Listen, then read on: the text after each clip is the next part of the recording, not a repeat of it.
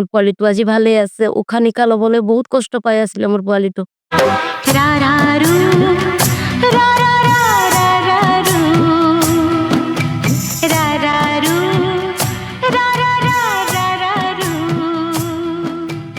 কল্যাণী তাছা ঢেকীয়াজুলিৰ টিনখুৰীয়া বাগানত তাইৰ জন্মৰ পৰাই কল্যাণী উশাহ নিশাহ লওঁতে সংগ্ৰাম কৰিছে। ইমান কষ্ট পাই আছিলে বেমাৰৰ কাৰণে আৰু পইচা বহুত দৰকাৰ হৈ আছিলে, পইচা তইচা নাছিলে। মই মেডিকেলত লৈছিলোঁ তেতিয়াই মোক ক'লে যে 9 লাখ টকা লাগিব বুলি।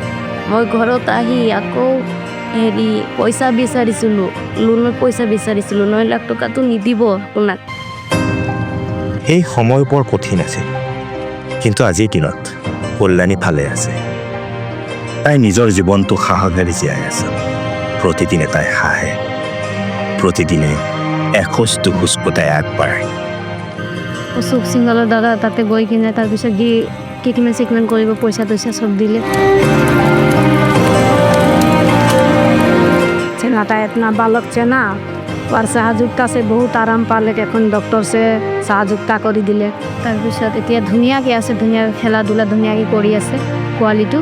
তাৰপিছত এতিয়া ঠিকেই আছে পোৱালিটো, মানে ইমান ধুনীয়াকৈ আছে যে। আজি सिंगल सा सीधा लगी रही बच्चाटाके, लेकिन वो बहुत सहযোগিতা करले। वार्जने छेनाटा बहुत ভাল पाए। সেইকাৰণে অশোক সিংহল দাক মই ধন্যবাদ জনাব বিচাৰোঁ। যেনেকুৱা হওক মানে মোকে সি কণ্টেক্ট কৰি দিছিলে, সেইকাৰণে মোৰ পোৱালিটো আজি ভালেই আছে।